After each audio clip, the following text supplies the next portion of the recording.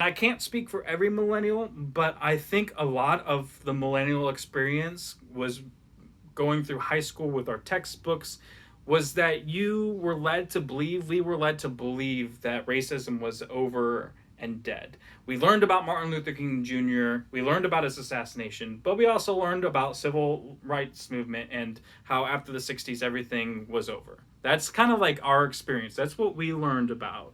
That's what we perceived reality to be.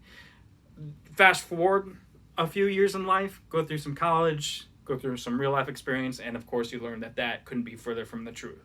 So, the light bulb moment for me was the death of Eric Garner, pretty specifically. I remember seeing those images, watching that video, and I couldn't wrap my head around how some folks seem to think that that was okay. I couldn't wrap my mind around the first time hearing the statement Black Lives Matter, and in my own white privilege, my first reaction also was all lives matter.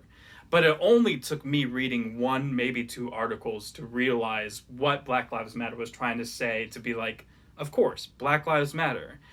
And so the light bulb moment was this evolution of talking to my friends and my family about that moment and about Black Lives Matter back in 2014, and having that reaction of, no, all lives matter, coming from so many folks in my family, in my friendships, in my relationships.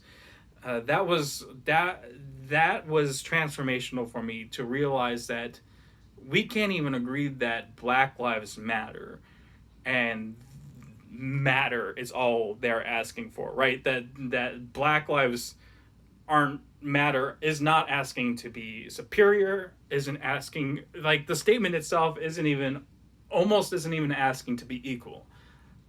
Our black neighbors are just asking to matter.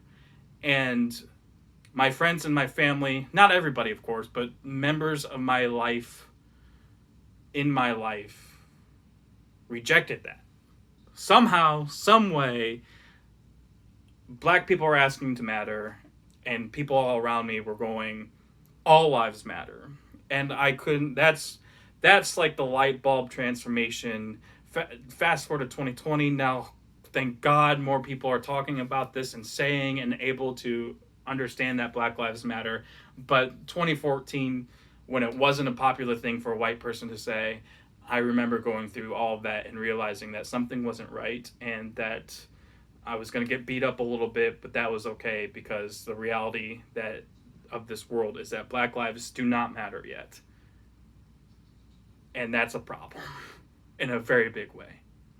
So that's what's been on my mind a lot lately.